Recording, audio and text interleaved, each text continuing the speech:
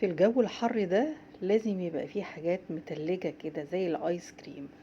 فقلت طيب انا هعمل ايس كريم، على فكرة انا اول مرة اعمله عشان نبقى واضحين مع بعض. اوكي، نجحت اوكي، ما نجحتش هقول لكم كل التكات البسيطة والاخطاء اللي ممكن تقعوا فيها. اوكي، طبعا شايفين حاجة كده تحفة وجميلة، وعلى فكرة انا حتى من قبل ما اكمل تصوير الولاد كانوا خلصوا.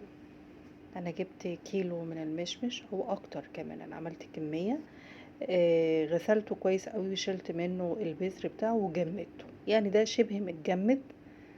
هاخده واحطه على الخلاط، ننزله كله في الخلاط زي ما انتم شايفين، وهنزل عليه بمعلقتين من السيرب او الشربات التقيل او معلقتين من العسل زي ما انت عايزه. مش عندك عسل اعملي شربات وبرديه وحطي. حطيت شويه من السكر، ما كترتش طبعا، وفنجان من كريم شانتيه. خدي بالك يعني زودي شويه الشانتيه لان هو اللي بيديه تماسك. وتلت كوبايه من الحليب الساقع جدا، ساقع يعني انا حطاه في الفريزر، يعني لو يبقى شبه متجمد يبقى كويس. ومعلقه من الليمون، وعلبة زبادي برضو كانت في الفريزر، يعني ساقعة جدا برضو. لو تبقى متجمدة اوكي، بس انا برضو قلت ايه، انا مستعجلة، بس هي باردة ساقعة. واخر حاجة هحطها يعني نص معلقة من الجيلاتين.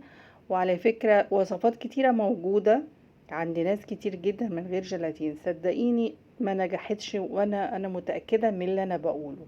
لازم الجيلاتين يبقى في الايس كريم. هعمل ضرب متقطع كده واقلبه طبعا لانه هيبقى تقيل،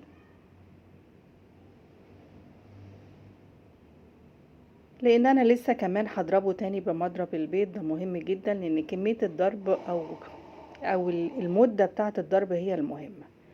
زي ما انتوا شايفين كده انا فضيته في القالب، بس انا هرجع افضيه بولة اكبر لان دي طلعت صغيرة.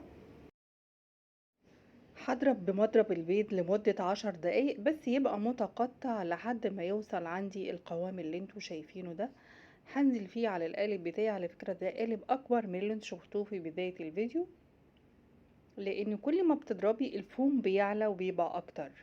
هحط عليه كمان شوية من المشمش المتجمد المتقطع حتت صغيرة عشان يبقى طعم الفاكهة موجودة جوه الايس كريم.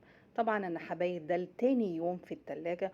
عايزة اقول لكم ان انا صحيت لقيت ولادي واكلين نص الطبق وما يعرفوش ان انا لسه ما كملتش تصوير. بس بالهنا والشفا عليهم طبعا. وزي ما انتم شايفين النتيجة تحفة جدا وحلوة جدا.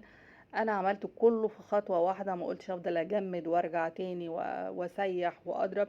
لا انا يعني كثفت موضوع الضرب، وكان الموضوع سهل جدا على فكرة، وبس محتاج شوية جيلاتين.